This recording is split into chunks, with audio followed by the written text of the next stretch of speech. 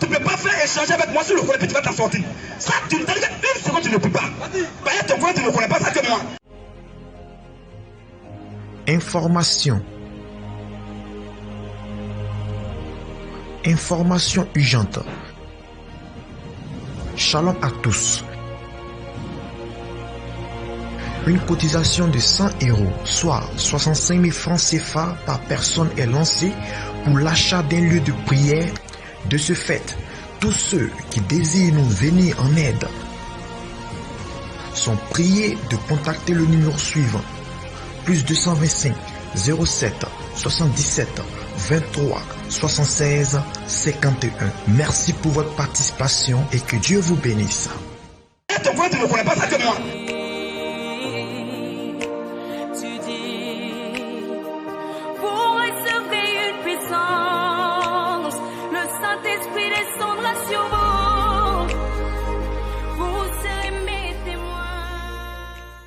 Au cours des dénonciations, vous avez entendu des propos, voilà, qui vous paraissent un peu ambigus. Voilà, vous posez vos questions, le frère va vous éclairer. Mais en dehors de cela, si vous aussi voulez contredire un seul point, voilà, c'est votre plein droit, vous donnez uniquement le thème. Je mets le chronomètre en marche et le débat doit pouvoir prouver cela. Puisque tout ce que nous avons tenu comme propos, nous puissions les prouver, c'est quoi? Donnons la latitude aux gens de poser des questions. Voilà, donc si ça va, je vous donne le micro, c'est des questions que vous les posez. C'est un débat, vous donnez le thème. Merci, cher frère. Tout à l'heure, en écoutant vos satires, j'ai cru entendre trois choses sur lesquelles j'aimerais poser des questions. La première concernait le mariage. Le frère, dans cette dénonciation, a dit que le mariage n'est ni le cocon, ni la dot, ni le mariage légal. Je voudrais donc poser la question de savoir, selon vous, qu'est-ce que le mariage? En premier. Deuxièmement, ça concerne la polygamie. Le monsieur a aussi dit qu'un homme qui a 2, 3, 4 femmes, voire 1000, s'il meurt, il va au paradis. J'ai trouvé ça un peu bizarre. Je voudrais donc que vous me donniez un peu plus de détails. Troisièmement, ça concerne le parler en langue. Le monsieur a dit que tout chrétien qui parle en langue meurt, va en enfer. Je voudrais aussi avoir plus de... Merci mon frère Kona. Je commence déjà à rectifier sur le micro avec lui.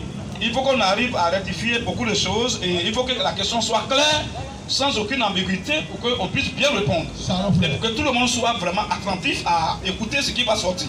Alors, pour la dernière question concernant le parler en langue dont le frère vient de parler, mon frère ici, je n'étais pas là, mais mon frère, même dans son cauchemar, il ne peut jamais dire qu'un chrétien qui parle en langue, s'il va en enfer, il ne peut jamais dire ça.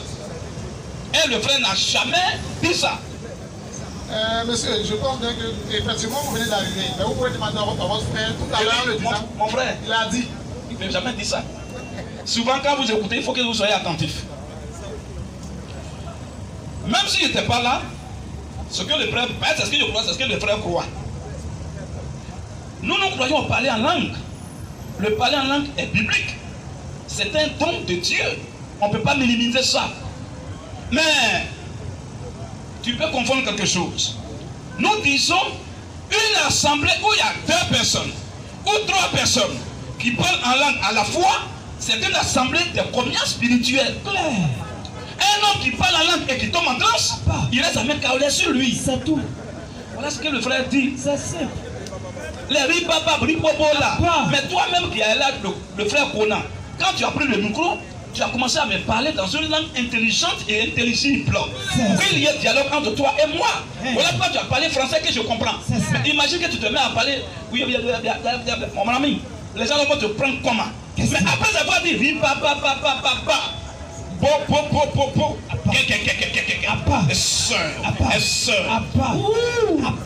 après tout ça là, Dieu nous a dit quoi en français? Question. Voilà ce que nous décrions. Éclairage. Et on va te montrer ce qu'ils font là, dans les dénominations, ce qu'ils font là.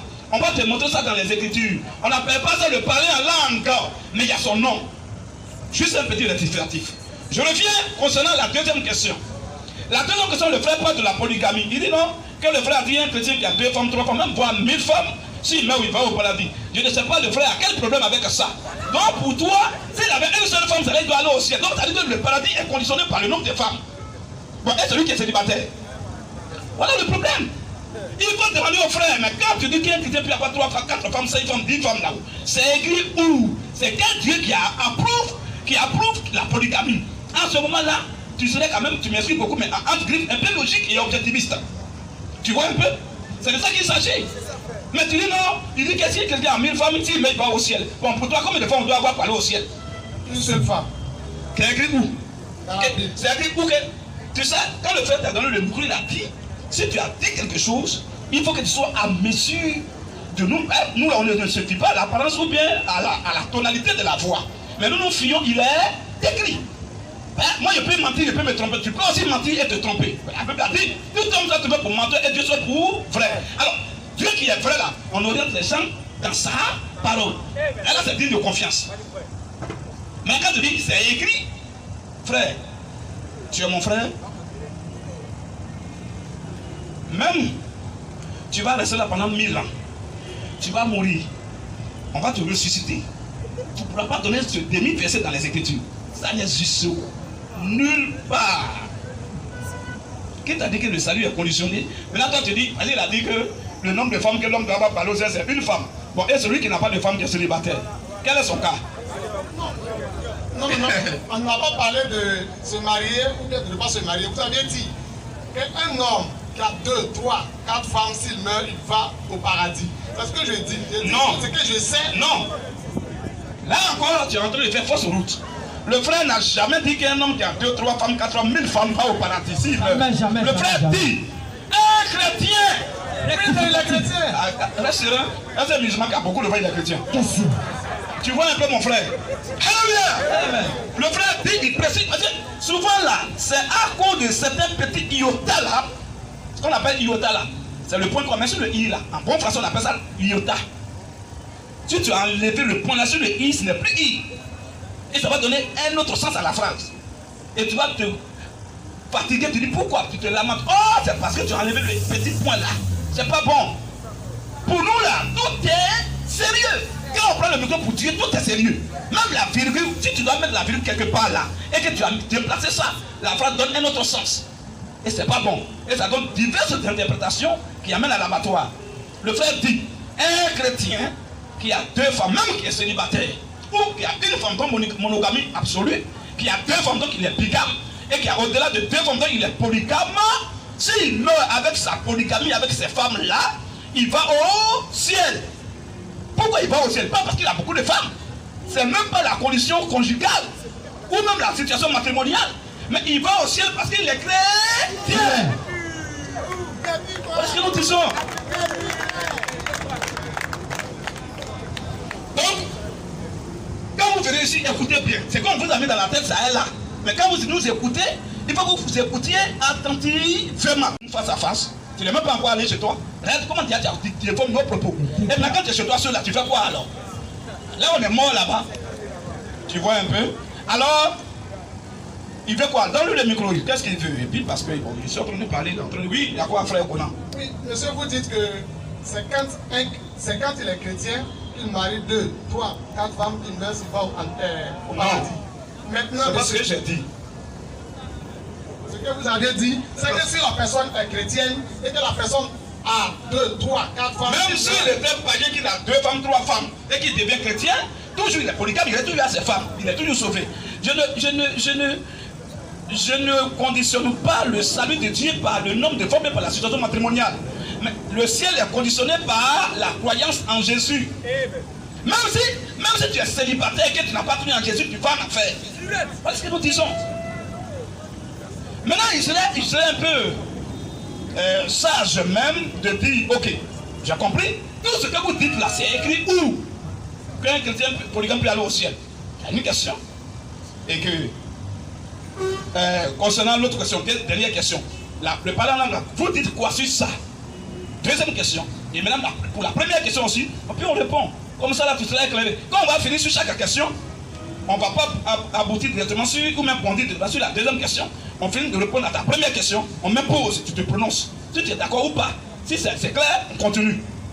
Si tu as des reproches à faire, tu as des rectificatifs entre guillemets à faire, on va te donner la parole et tu vas rectifier des choses que tu veux rectifier avec les Écritures. Quand c'est comme ça, je pense que c'est vraiment intéressant. Amen. Très bien. Ok, on va aller sur la première question. Comme la main qui l'a posée, on va partir en ordre. Première question, mariage, selon Dieu, c'est quoi? Pas selon nous. Elle a dit tout à l'heure, selon vous. C'est pas selon nous. Nous, on peut mentir. Mais le mariage selon Dieu, selon les Écritures, c'est quoi? On va expliquer ça. Deuxième question, polygamie. On va te prouver qu'un chrétien qui est polygame, il ne va pas au ciel.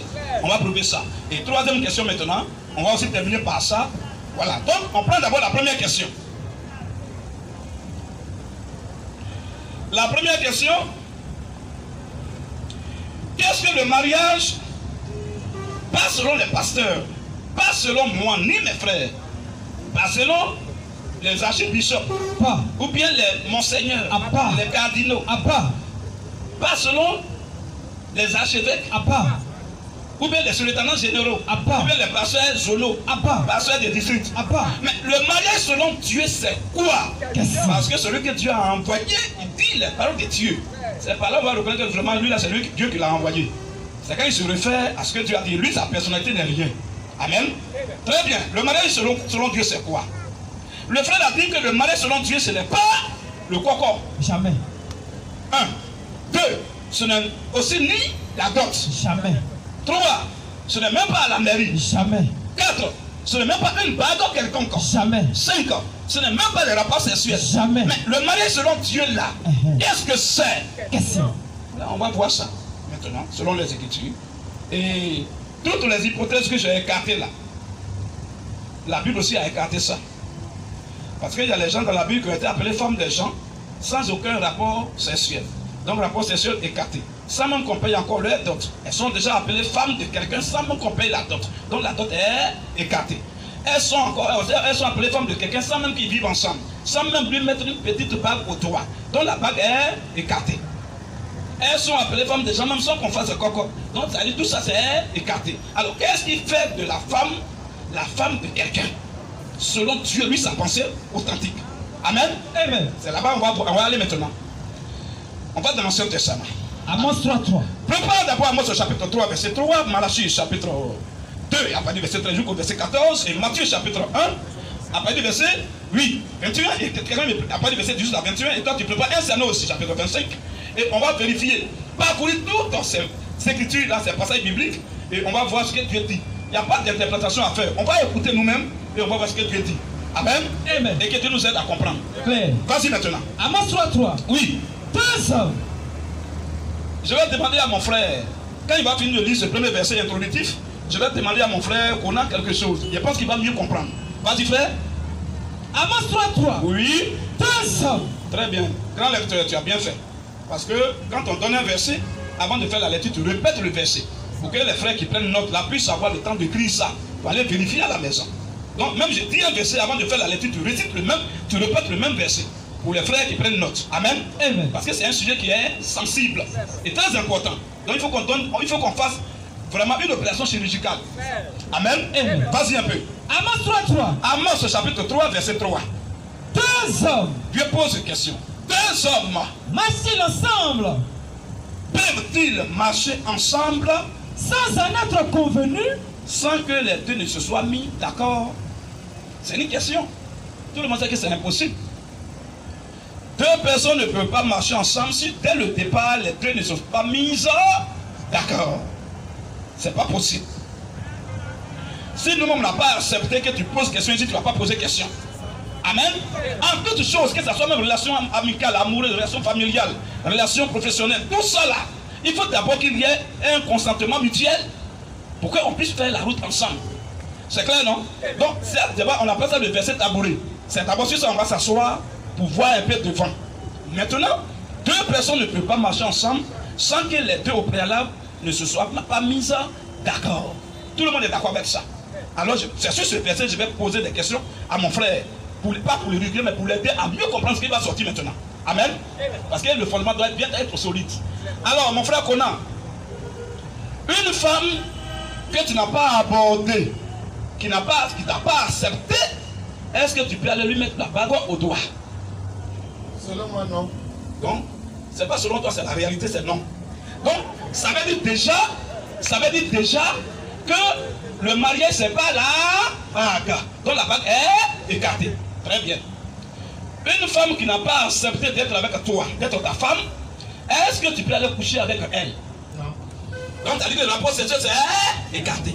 Ça compte en fait, frère, c'est un peu. C'est pas la force méthodologique. Les grands lecteurs, on est ensemble.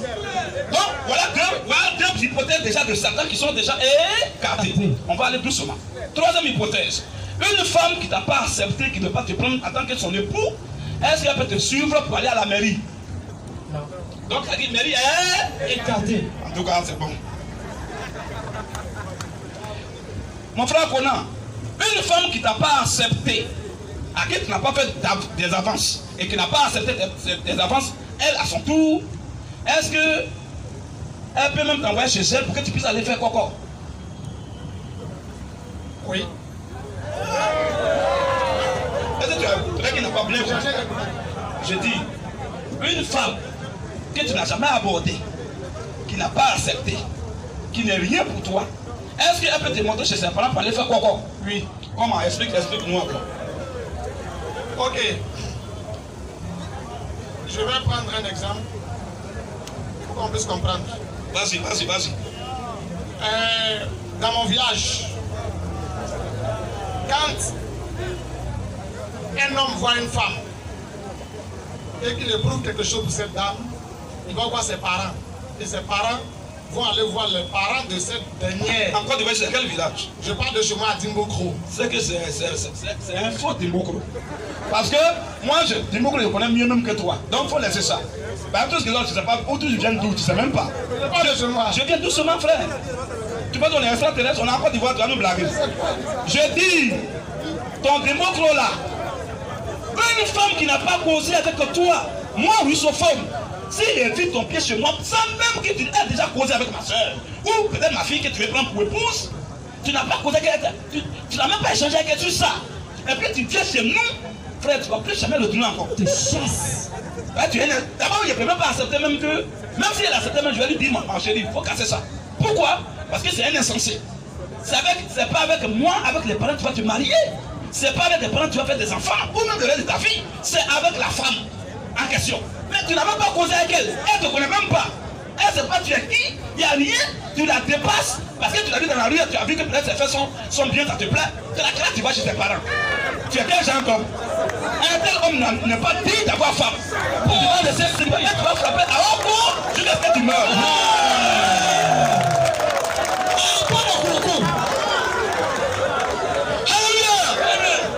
Ça, on appelle ça en bon français le paroxysme de la folie. Une folie grossière même à haut degré. Alléluia. Au moins, si tu avais même échangé un peu avec elle, elle a fait dire, ah, tu m'as dit vraiment, moi je ne peux pas faire quelque chose sans mes parents, alors va voir mes parents. En ce moment-là, c'est logique. Quand vous allez arriver là-bas, là, elle va te défendre. Ben, quand tu vas parler, ils vont l'appeler, ils vont lui demander, est-ce que vous avez échangé? Est-ce que ce monsieur-là, tu le connais? Elle ne te connaît pas. Elle ne te connaît ni d'avant ni d'elle. Elle ne t'a jamais vu. Mais quand tu l'as vu passer, elle t'a pris, tu l'as su pour aller chez elle, demander sa main. Frère, si tu as les enfants, il faut changer. Sinon, tu seras un père qui n'est même pas un exemple d'un père. Alléluia! Et Dieu ne donne pas d'enfants à n'importe qui aussi. Par contre, Dieu voit que tu vas bousiller à venir des enfants là, et tu vas aller comment l'enfant ne sort pas. C'est pas faire ça. C'est très dangereux, c'est quel démon pour ça? Ok. Alléluia. On va lire, on va parler de la Bible. Il va voir que lui, sa logique là, c'est une logique qui vient au 10e sous-sol de l'enfer. Parce que ce qu'il vient de dire là, il y a un verset de la Bible qui dit que c'est un menteur qui est arrêté là. Il n'est pas sincère. Amen. On va lire ça, mais on va doucement. Je veux qu'on écarte tout ce qui doit être écarté d'abord, avant de rentrer dans la Bible pour qu'ils comprennent mieux. Donc, une femme qui n'a pas échangé avec toi, qui ne te connaît pas. Donc, tu vas chez tes parents et les parents vont te demander, ce monsieur-là dit que c'est toi, tu le connais? Elle dit non. Dès qu'elle dit non, déjà, les parents ils vont se chercher. Ils vont dire, mais c'est quel genre d'homme ça? C'est qui ça? C'est qui ça? Ils vont te voir même en suspect, peut-être que tu veux faire quelque chose de mauvais comme à leur enfant. C'est à cause de elle te cause même pas, elle ne te connaît pas. Et tu vas chez elle. Pourquoi? Un tel homme-là, vraiment, c'est le chien qui doit sauter sur lui. Alléluia! Donc, en temps normal, devant Dieu et devant tous les humains, une femme qui n'a pas causé à toi, à qui tu n'as pas fait d'avance, pour dire, ah ma chérie, tu me plais, tu ne peux pas la suivre parler aux parents, frère. C'est pas bon. Donc, c'est écarté aussi. Et j'ai dit, une femme qui n'est pas d'accord, et puis la question qu'il lui pose, c'est la même chose. Hein. J'ai fait exprès pour voir un peu son degré d'honnêteté. Sinon, c'est la même chose. Une femme qui n'a pas causé à toi, tu dis tout à l'heure que tu ne peux pas l'envoyer à la mairie. C'est la même chose. Donc, c'est-à-dire que tu ne l'amènes pas à la mairie, tu ne l'adoptes pas, hein, tu ne couches pas avec elle. Et puis, c'est quoi tu vas faire. Mon ami, attention. Jésus a dit, celui qui vient qui passe par ailleurs sans passer par la porte, c'est un brigand et un voleur. La voie normale, c'est la voie du feu. Conduis d'abord au préalable à la fille. Elle dit oui, je suis d'accord. Ou bien, laisse-moi réfléchir. En ce moment-là, tu lui laisses le temps, puisque c'est une fille qui va mener jusqu'à la fin de sa vie. Donc tu ne mets aucune pression sur elle. Tu lui donnes le temps, réfléchis. Elle-même va dire, ah, ce que tu m'avais dit, peut-être ça fait 1 an de choses, bien 1 mois, bien 2 mois, en fonction des femmes. Vraiment, j'ai réfléchi. J'ai aussi mené mes enquêtes pour voir de quelle moralité tu es. Si tu veux t'abuser de moi, ou bien si tu es vraiment sérieux, j'ai vu que vraiment Dieu m'a convaincu. Alors, mon frère Conan, j'accepte ce que tu m'avais dit. À ce moment-là, c'est le début maintenant de toutes choses. C'est la crainte qui est là. C'est par là que tout le reste de la procédure maintenant va maintenant s'ouvrir. C'est là que on va chercher à voir chez elle. C'est maintenant là que tu vas chercher à voir déjà ses parents. C'est maintenant là que tu vas chercher à même, si tu veux même battre au doigt. Tout ça maintenant c'est à partir d'abord de son oui. Donc, si tu dragues, elle dit non, tu vas aller faire coco quand même. C'est quoi ça? Elle va dire, papa, lui là c'est un insensé. Il n'est jamais, il ne le connaît même pas. Et quand il est venu, ma fille là-bas, il c'est un voyou. Quand il m'a dit, je ne suis pas d'accord avec lui. Mais quand même, il est venu quand même. On dit, monsieur, donc, tu as dit, elle dit non, tu viens chercher quoi ici. Ils vont t'humilier devant les gens. Et si elle a des frères qui sont conseillés, on lui de te frapper. Alléluia! Alors, donc, on va venir rentrer dans les Écritures. Alors, toutes ces hypothèses de Satan sont déjà écartées. Une femme qui n'est pas d'accord, si tu couches avec elle, c'est que tu l'as violée. Il faut qu'elle soit consentante. Si elle n'est pas consentante et que tu couches avec elle, la Bible a parlé de ça aussi. Hein. On doit te lapider à mort. Ça c'est un. Donc l'apôtre c'est pas ça. Donc il y a quelque chose qui est avant toutes ces procédures. Qui est quoi?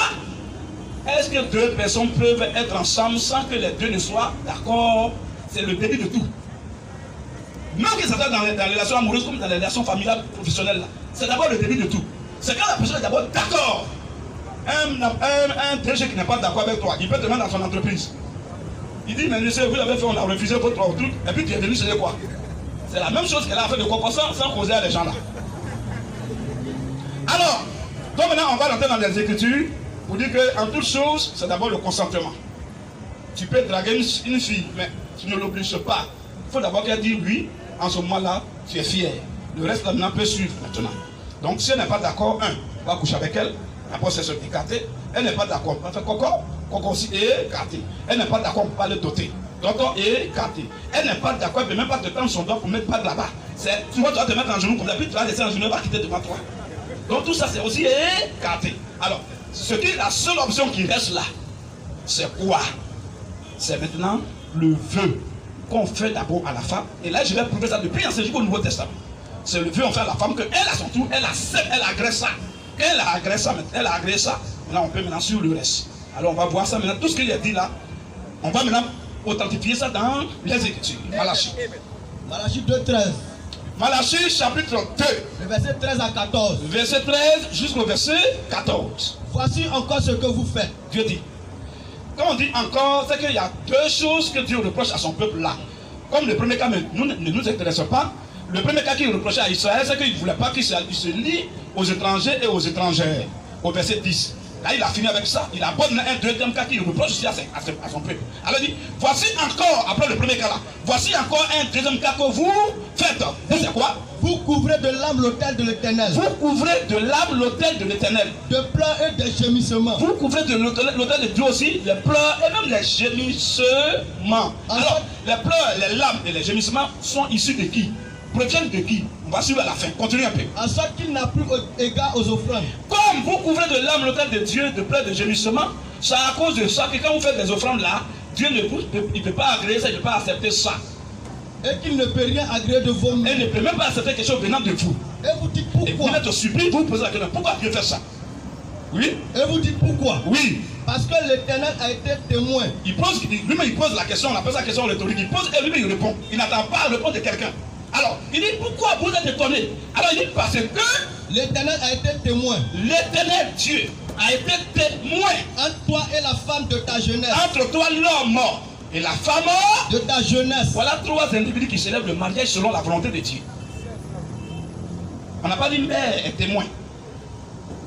Parce que personne ne peut me montrer un verset dans la Bible où un mère a été témoin du mariage des chrétiens.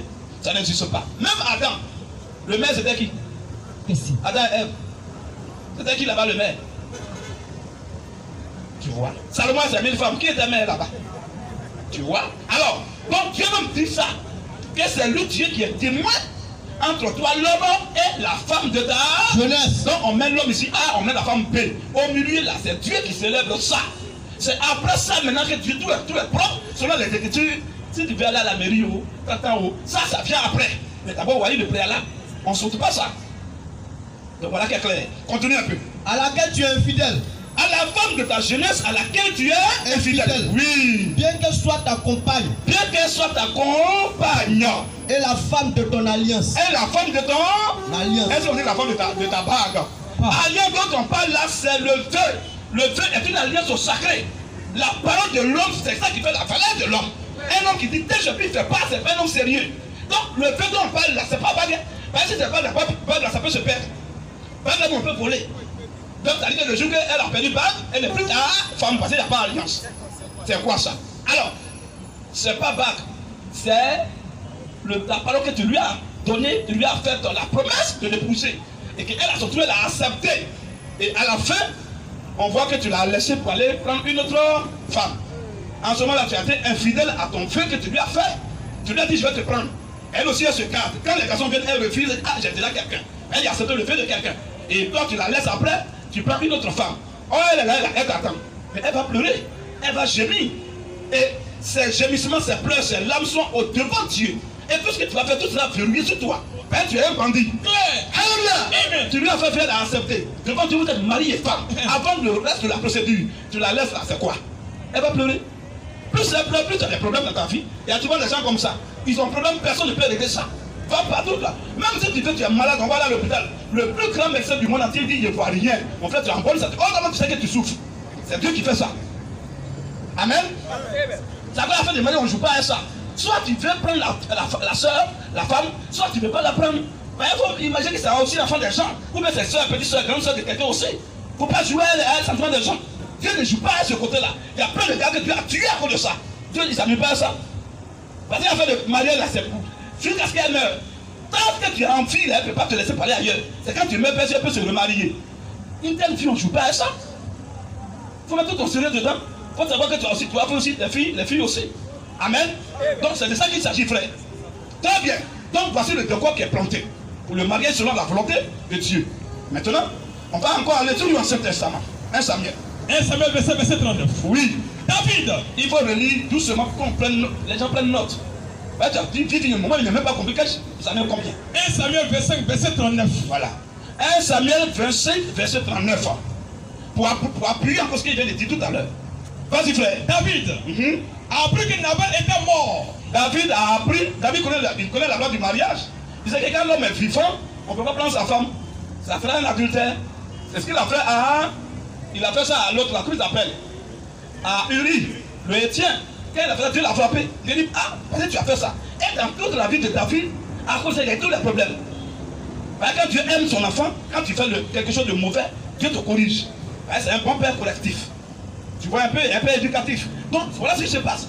Donc Dieu toujours il a dit à David, David a fait tout ce qui est bon devant moi. En dehors des deux cas où il allait tuer Uri, il a couché avec sa femme. Voilà les deux choses que Dieu a reproché à David toute sa vie. Il n'a pas dit qu'il a laissé sa femme là, il a gardé une femme, puis il a ajouté encore sa femme. Ou bien il a pris deux femmes, donc je suis fâché. Non. Et Dieu va dire à David, mais tu as pris femme là, et puis tu vas tuer quelqu'un pour prendre sa femme. Oh, les filles là qui sont libres, elles sont versées. Mais si tu fais encore ta personne, dis moi je vais augmenter le nombre de tes femmes. Tout à l'heure on va arriver là-bas. C'est Dieu lui-même qui impose la polygamie à ses enfants. Et c'est lui qui approuve ça et qui réglemente ça. Mais on n'est pas arrivé là-bas, on va arriver, ça c'est peut-être la deuxième question. On est d'abord sur mariage. Continue frère. 1 Samuel verset 39. Oui. David a appris que Nabal était mort. Il a appris que Nabal était mort. Et il dit, béni soit l'Éternel, qui a défendu ma cause dans l'outrage que m'a fait Nabal. Qui a défendu ma cause dans l'outrage que m'a fait Nabal. Va doucement, hein, frère. Et qui a empêché son serviteur. Et qui a empêché son serviteur. Et qui a empêché son serviteur de faire le mal. L'Éternel a fait retomber la méchanceté. Parce que David a fait du bien à Nabal. Les gens voulaient tuer Nabal, David l'a défendu, que sa vie soit sauve. Mais après, David prend de l'eau à boire, il refuse. David voulait le tuer. Sa femme est venue dire vraiment pardon, que lui il est méchant, c'est peut-être il est. Et grâce à la femme de Nabal, David n'a pas tué Nabal. Et Dieu lui-même a tué Nabal après, quelques temps plus tard. Donc c'est de ça qu'il est en train de parler là. Il fait un rappel récapitulatif. Vas-y un peu frère. L'Éternel a fait retomber la méchanceté de Nabal sur sa tête. Un homme qui refuse de l'eau aux gens. C'est un méchant. De l'eau. Quelqu'un a sorti lui, il refuse de l'eau. En plus quelqu'un qui t'a rendu, c'est qui t'a sauvé la vie. T'as lui a fait mal, il voulait le tuer même jour là. Mais c'est sa femme qui a eu la révélation qui est venue vers David, qui s'est mise en genoux. Elle demande pardon, elle a plaidé pour son mari. David dit ok, à cause de toi je le laisse. Mais plus tard, Dieu m'a tué mon là. Frère, vas-y. L'Éternel a fait retomber la méchanceté de Nabal. A fait retomber la méchanceté de Nabal sur sa tête, sur lui-même sa propre tête. Point. David envoya proposer Abigail. Comme il est mort. Quand un homme meurt, la femme peut se remarier à qui elle veut. Alors, David connaît cette règle-là. Quand il était vivant, elle n'est jamais allé faire vœu de mariage à sa femme. Parce qu'elle appartient à quelqu'un.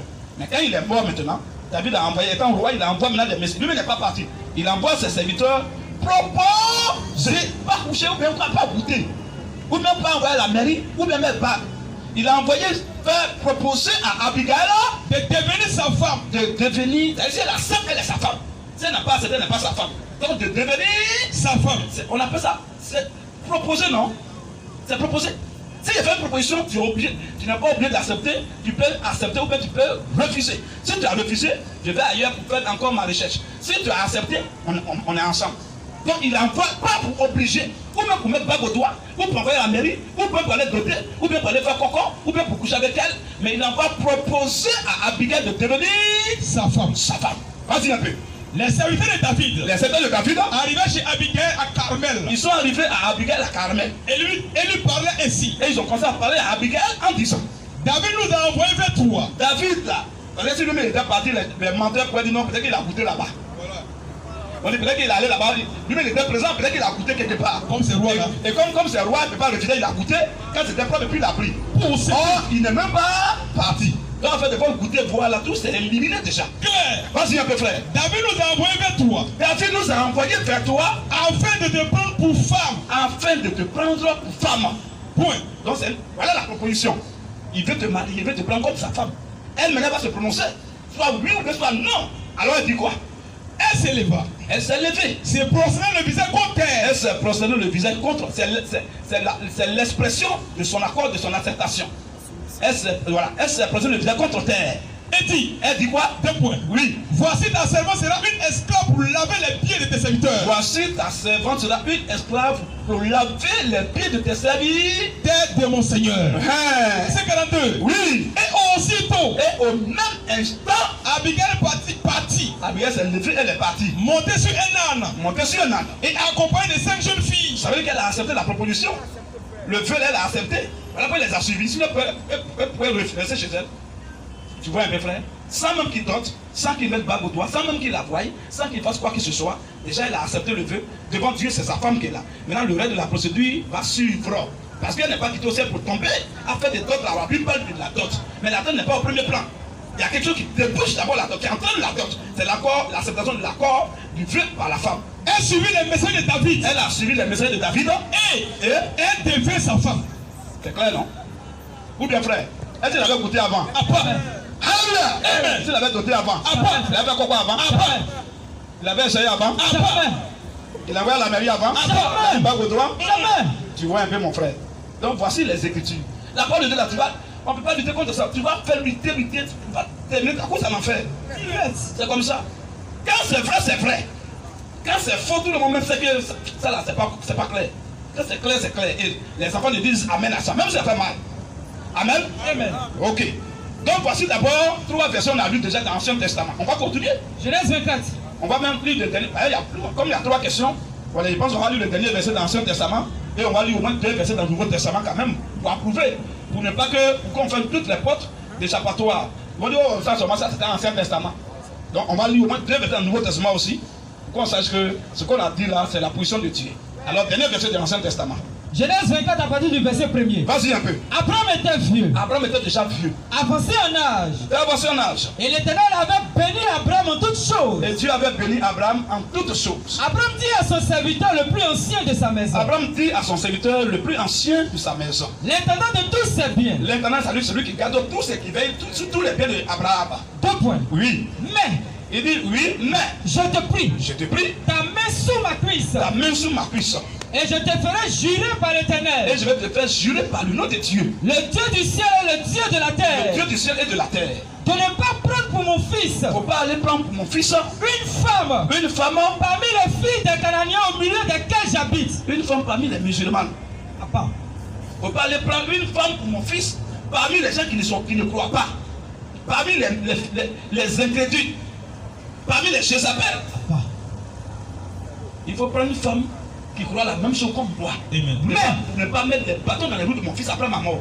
Alors, mais d'aller dans mon pays. D'aller dans mon pays. Et dans ma patrie. Précisément dans ma patrie. Prendre une femme. Prendre une femme. Pour mon fils Isaac. Pour mon fils Isaac. Le serviteur lui répondit. Le serviteur répond. Le serviteur Éléazar répond à Abraham. Peut-être. Il dit peut-être. La femme ne voudra-t-elle pas me suivre? Je vais faire le vœu là, à la place de ton fils là. C'est une commission. Peut-être qu'elle va refuser le vœu. Elle ne va pas accepter.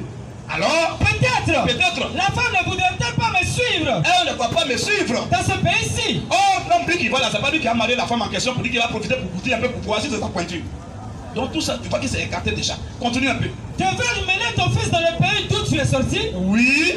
Abraham lui dit. Abraham dit à son serviteur. Quand toi dis mener mon fils. Il faut garder, d'amener mon fils là-bas. L'Éternel, oui. Le Dieu du ciel, l'Éternel qui est mon Dieu là, qui m'a fait sortir de la maison de mon père, oui, et de ma patrie, qui m'a fait sortir de la maison de l'idolâtrie, et des fautes d'enseignement, qui m'a parlé, et qui m'a juré en disant, qui m'a promis en disant, je donnerai ce pays à ta postérité. Je vais donner ce pays à ta postérité. Lui-même Dieu enverra son ange devant toi. Il va envoyer son ange devant toi. Et c'est de là que tu prendras une femme pour mon fils. Et tu vas prendre une femme pour mon enfant. Au verset 8. Si la femme ne veut pas te suivre, si la femme a refusé le feu, tu seras dégagé de ce serment que je te fais faire. Tu es dégagé, tu peux aller chercher ailleurs. Seulement.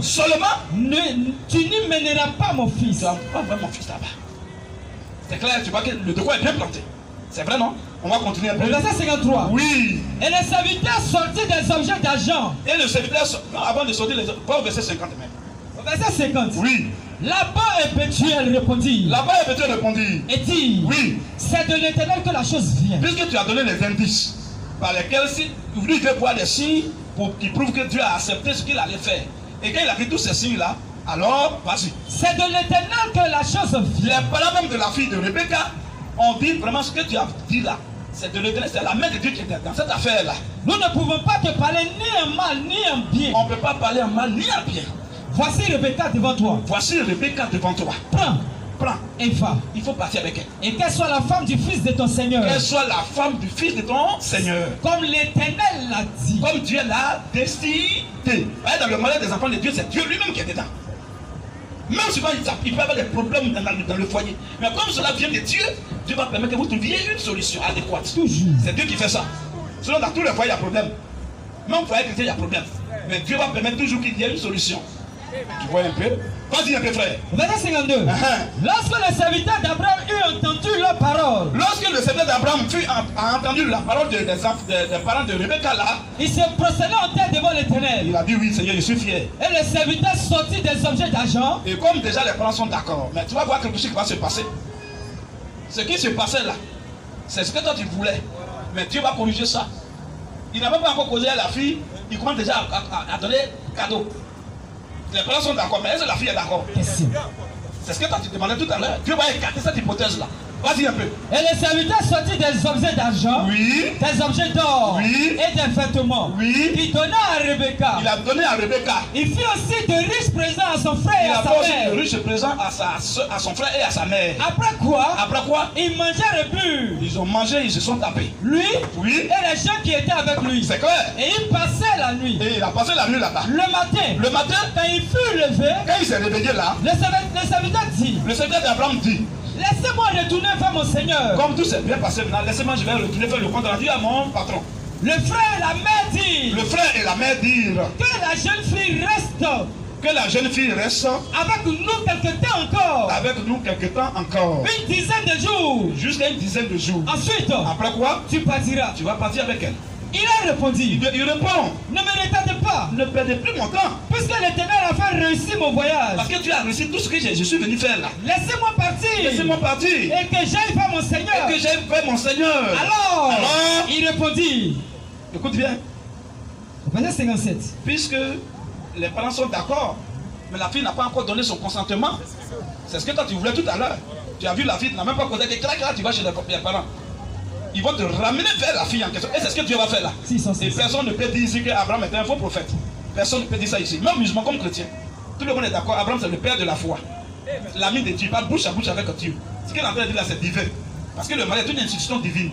Alors vas-y un peu frère. Au verset 57. Oui. Alors, il répondit, Les parents répondirent. 2 points. Hein? Appelons la jeune fille. Quand tu voulais continuer ça, Dieu va te ramener là encore.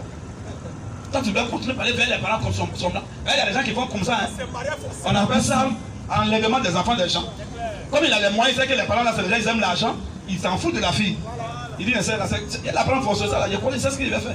Et il va donner l'argent des millions à ses parents, voiture rouge à sa maman, il construit une maison pour le papa, il voit plus clair, c'est fini clair. Bichou, viens ici. C'est eux maintenant qui vont commencer à faire maintenant des choses. Même pression sur la fille maintenant. Ils ont été, pourquoi les cadeaux? Ton mari est là. Tous les vagabonds qui viennent ici, là, ne veulent plus parler, les voient ici. Le jeune, il est très gentil, il est bien. C'est lui qui est là. Maman aussi, elle va prendre la femme dans la maison la nuit, la femme ne va pas dormir. Elle va apaiser sa conscience jusqu'à la fille même n'est pas d'accord, elle commence à pleurer. C'est ça qui se passe. Que les gens font plusieurs fois. Mais comme Dieu sait que c'est la fille Rebecca qui est concernée, ce n'est pas les parents. Les parents peuvent marier leur fille, ce n'est pas mauvais. Mais la fille, comme c'est elle qui s'en vivre là-bas, là, pour ne pas que demain elle pleure en te maudissant, en disant que je ne voulais pas, c'est mon papa qui a fait ça. Pour ne pas que son sang soit réclamé par Dieu là. Tu dis, moi j'ai accepté. Mais comme c'est la fille elle-même, on va lui demander. Et tu lui demandes maintenant. C'est ce qui va être fait ici. Alors, il répondit, oui. 2 points. Oui. Appelons la jeune fille. Comme c'est elle qui est concernée là. Nous on est d'accord, on a déjà mangé, on a bu déjà, c'est bon. C'est pas mauvais. Mais il faut qu'on appelle la jeune fille et consultons-la. il faut qu'on demande aussi son point de vue, si elle a accepté le vœu ou pas. Dieu va ramener tout le monde là au point de départ. Si tu as sauté ça, Dieu te ramène. Oui, vas-y maintenant. Ils appelaient donc Rebecca. Ils ont appelé la concernée maintenant. Et lui dit, veux-tu aller avec cet homme? Rebecca, le vœu là, tu as accepté d'aller ou quoi? Elle répondit. Elle répond maintenant. 2 points. Oui. J'irai. J'accepte. Voilà le mariage. C'est parce qu'elle a accepté qu'elle va le suivre. Et le reste de la procédure, ils vont terminer ça là-bas. Voilà qui est clair. Maintenant qu'elle a dit oui, la frère, même si le grand frère, même, il avait reçu les cadeaux, il s'est dit si elle refuse, on peut reprendre. Hein? Donc quand elle a dit oui, elle dit ma petite, il dit qu'elle est très intelligente. Il l'aime. C'est une bonne fille. Ma petite chérie. Ma petite chérie, il la connaît. Quand j'ai vu moi son bien, c'est vrai qu'elle allait accepter. Ça va, il a déjà commencé à boire déjà. Tu vois un peu? Et la fête, le jour, la fête c'était gâté. Tout le monde était fier. Les parents sont fiers, les frères sont fiers, elle-même elle est fière. Ce qui reste pour les parents maintenant pour faire sur Rebecca, c'est ce qui va suivre maintenant. Vas-y un peu. On va aller rapidement. C'était au verset 58, non, on va au verset 60, 59, 60 là-bas rapidement. Au verset. Pourquoi vous quittez les versets à chaque fois tant que je n'ai pas fini le sujet? C'est pas bon, c'est la distraction. C'est ça. Au verset 59. Et il laissait partir Rebecca. Et quand ils ont posé la question qu'elle a acceptée maintenant, tout ce qu'on peut faire, C'est ce qu'il va assurer maintenant. Ils vont laisser maintenant partir. Puisqu'elle a dit oui, ils vont maintenant la laisser partir. Oui. La sœur Oui. et sa nourrice. Oui. Avec le serviteur d'Abraham. Oui. Et ses gens. Oui. Au verset 60. Vas-y. Il bénit Rebecca. Comme elle est d'accord, et eux ils sont d'accord, elle est partie, il faut maintenant bénir notre sœur. Et lui dit que où elle va là-bas, là, tout soit bien, tout le réussisse, et que ce pas Dieu rende sa fille féconde, afin qu'elle lui dise de bonnes nouvelles. Tu vois un peu? Voilà ce qu'il reste maintenant, les parents vont faire, c'est maintenant la bénédiction sur leur fille. Il dit quoi? Il bénit Rebecca et lui dit. Bénis maintenant Rebecca et lui dit. 2 points. Oui. Oh, notre sœur. Notre sœur. Puisses-tu devenir des milliers de milliards. Puisses-tu devenir des milliers de milliards. Et que ta postérité. Et que ta postérité possède la porte de ses ennemis. Possède la porte de ses ennemis. Rebecca se leva avec ses servantes. Rebecca s'est levée maintenant avec ses servantes. Elle montait sur les chevaux. Elle est montée maintenant sur les chevaux. Et suivit l'homme. Elle a suivi l'homme. Et le serviteur amena Rebecca est parti. Et le serviteur a pris Rebecca et il est parti. Est-ce que ça là c'est compliqué à comprendre? Tout est limpide. Voilà le mariage selon Dieu. Sinon on ne peut pas mettre autre chose avant ça. C'est pas possible. Quand il avait mis les cadeaux avant, Dieu dit non, non, non. Il faut qu'on lui demande d'abord son consentement. Si elle n'est pas d'accord, tout est gâté. Tu vois un peu mon frère? Quand c'est clair, c'est clair. On vient maintenant dans le Nouveau Testament pour accomplir la même chose. Pour dire que Dieu ne change pas sa position. Quand il a dit mariage c'est le feu dans l'Ancien Testament, dans le Nouveau Testament, il a dit encore c'est le feu. Frère, on va lire ça rapidement pour passer à la deuxième question. Vas-y frère. Matthieu 1, verset 18. Est-ce que vous savez même affaire de Marie, la mère de Jésus et Joseph, là, vous savez qu'est-ce qui s'est passé? C'est la même chose aussi, c'est le vœu, il a fait, puis elle a accepté. Dieu dit c'est ta femme, tant même qu'elle soit encore vierge. Mais Dieu dit c'est sa femme. On va lire ça, tu vas voir. Vas-y un peu frère. Matthieu 1, verset 18. Vas-y rapidement. Voici de quelle manière. Voici de quelle manière arriva la naissance de Jésus-Christ. Arriva la naissance de notre Sauveur. Marie, sa mère, ayant été fiancée à Joseph. Ayant été fiancée à Joseph, s'est trouvée enceinte. Elle est tombée enceinte par la vertu du Saint-Esprit. Pas par le goûter de Joseph. Elle est là-bas, tout est fermé là-bas, tout est intact. Mais on dit c'est sa fiancée. Qu'est-ce qui a fait de Marie la fiancée de Joseph dans sa virginité? Question. Sans dot. La Bible dit il n'y a pas de dot encore. Hein. On l'appelle sa fiancée. Mais après, à un moment donné, Dieu, comme il est fatigué, il va enlever tout ça et il va dire c'est sa femme même. Continue un peu. Marie, sa mère, la mère de Jésus, ayant été fiancée à Joseph. Elle a été fiancée à Joseph. S'est trouvée enceinte. Elle s'est trouvée enceinte par la vertu du Saint-Esprit. Par la vertu du Saint-Esprit. Avant qu'ils eussent habité ensemble. C'est ce qui fait qu'il n'y a pas de dot. Tout le monde le sait. En Israël, une femme qui n'a pas encore été dotée, elle n'écrit pas le toit parental. La dot, c'est une expression symbolique. Ça veut dire que je suis maintenant prêt. Je suis homme, maintenant je suis chez moi. Je peux maintenant venir prendre ma femme.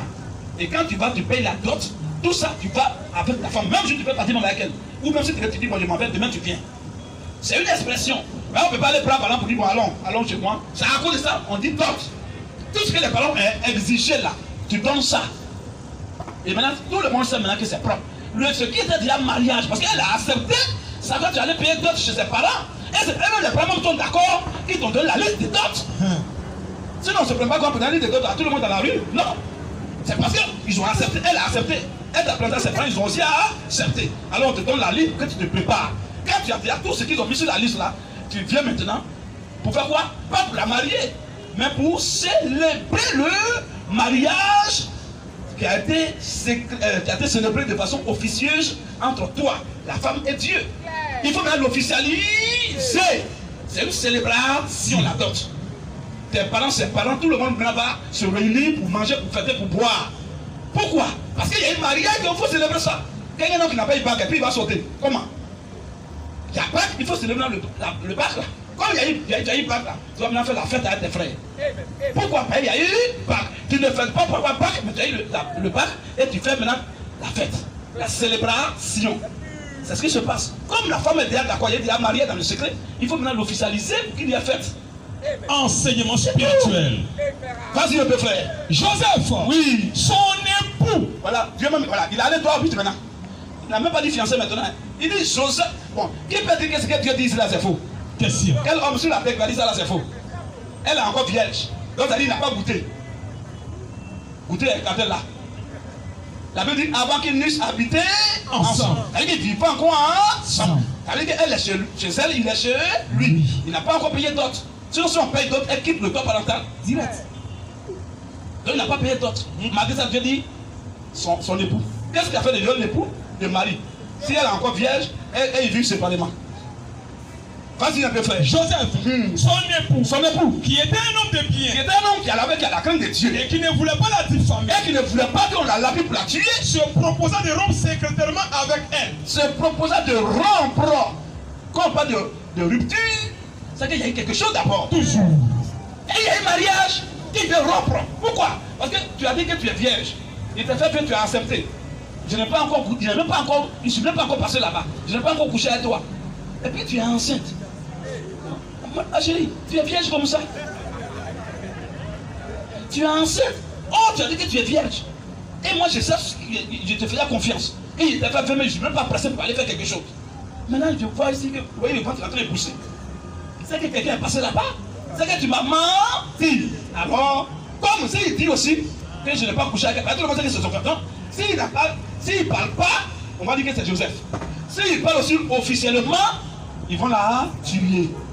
Ils vont la lapider à mort. Elle a commis ça sur le toit de ses parents, c'est dangereux. Ça arrive sur son mari, ils vont la lapider. Et comme il ne veut pas qu'on la tue, alors il est en train de parler secrètement pour dire qu'il va te laisser. On dit nous qu'on se laisse. Joseph, Son époux, qui était un homme de bien, qui était un homme qui avait la crainte de Dieu, et qui ne voulait pas la diffamer, et qui ne voulait pas qu'on la lapide pour la tuer, il se proposa de rompre secrètement avec elle. rompre et de se séparer avec un homme défini, connu. Vas-y un peu. Comment il pensait, comme il pensait, comme il pensait. voici, Vas-y un peu. un ange du Seigneur lui apparut en songe Un ange du Seigneur apparut à Joseph en songe et lui dit, Joseph, fils de David, ne crains pas de prendre avec toi. l'ange là est orienté de la gloire de Dieu, on l'appelle l'archange Gabriel. C'est une dimension d'ange. Cet homme-là, cet ange-là, il est toujours en présence de Dieu. Il vient de la face et de la présence de Dieu. Ce qu'il dit, c'est Dieu qui est dedans. Il dit quoi? Joseph, Oui. fils de David, Ne crains pas de prendre avec toi. crains pas. Oh non, tout le monde sait que les anges ne sont pas omniscients, ni omniprésents, ni omnipotents. Exactement. C'est-à-dire que c'est Dieu qui lui a expliqué cette affaire-là. Il va dire à mon petit là, voilà. Alors il vient faire la commission à Joseph en disant, Joseph, oui, fils de David, ne crains pas de prendre avec toi. ne crains pas de prendre avec toi Marie, ta femme. La question qu'on se pose, c'est Dieu qui dit que Marie est la femme de Joseph. Elle est encore vierge. Donc ça veut dire qu'il n'a pas encore couché avec elle. Bon, sur quel fondement Dieu dit que c'est sa femme? Question. 2. Ils vivent même séparément. Donc il n'a pas payé dot. Voilà. Donc sur quelle base, quel fondement Dieu appelle Marie la femme de Joseph? Il n'a même pas encore envoyé la mairie. Bon, il reste maintenant quelle action, de quel point? Il a fait vœu, elle a accepté devant Dieu et son mari et femme avant le reste de la procédure. Là, c'est clair. Hein? Maintenant, voici ce qui est clair, ce que nous connaissons. Ça, c'est le mariage, c'est notre position. Et chez nous, c'est comme ça doit se passer. Amen. Maintenant, ce qui trompe les gens qui disent dot, c'est ça les mariages là, c'est faux. Dieu aussi, on connaît l'affaire des dots. Dieu aussi parle de la dot. Alors on va voir dot là. Dieu va dire que dot là c'est quoi dans le mariage? Est-ce que c'est ça le mariage? Non. Alors vas-y, Dieu dit quoi dans la dot? Hébreux 13, verset 4. Rapidement. Que le mariage soit honoré de tous. La révélation dans les Écritures est toujours entre les lignes. C'est pas mentionné mais c'est caché. Et c'est par la grâce de Dieu qu'on détecte ça. La Bible dit que le mariage soit honoré de tous. Ça veut dire qu'en réalité, ce qui est sous-entendu, c'est qu'il y a eu mariage qui n'avait pas encore été célébré de tous. Alors Dieu dit, mais maintenant là, comme ça a été dans le secret là, il faut maintenant que vous officialisez ça. C'est-à-dire qu'il y a eu mariage. Mais il faut que maintenant le célébrer. C'est la célébration qui rend la chose officielle. Mais ce n'est pas la célébration qui fait qu'il y a mariage. Non. Il y a déjà mariage dans le secret. On appelle ça de façon officieuse. Il faut maintenant qu'il soit officialisé par quoi? La dot. Éclairage spirituel tout le monde. Shalom, shalom. Que le mariage soit honoré de tous. On n'a pas dit qu'on honore puis qu'il y a mariage. Non. Mais le mariage est déjà là. Mais qu'il soit honoré maintenant de tous. On n'a même pas dit que le mariage soit honoré. dit qu'ils sont honorés de tous. Il avait été honoré pas par tous, mais pas de tous. Il faut maintenant l'officialiser. Voilà ce que tu dis. Shalom bien-aimé. Donc voici un peu concernant ta première question sur le mariage. Voici notre position et voici la position de Dieu. Parce que ça, c'est pas moi qui ai écrit, c'est pour Dieu. Donc ce que Dieu a dit là, je suis d'accord avec ça. Et c'est son fils. Voilà un peu frère. Comme je t'ai dit tout à l'heure, je t'ai promis que quand il finit de répondre à la première question, il te ramène le micro. Si tu es d'accord qu'il n'y a rien à dire, on va aboutir à ton deuxième point, à ta deuxième question. Si tu n'es pas d'accord, tu vas dire à quel niveau tu n'es pas d'accord. Donc tu as la parole. Merci monsieur. Et vraiment je suis d'accord parce que j'ai été bien éclairci. Dieu merci. Je comprends sur la deuxième question. On acclame le Seigneur les frères. Alléluia! C'est à cause avec nous là, il ne faut pas te presser. Tu vas prendre ton sang-froid, assieds-toi, écoute-nous, tu vas voir ce qui va se passer. C'est toujours comme ça. Il faut être vraiment patient. La patience est une vertu du Saint-Esprit. Amen. Très bien. Information.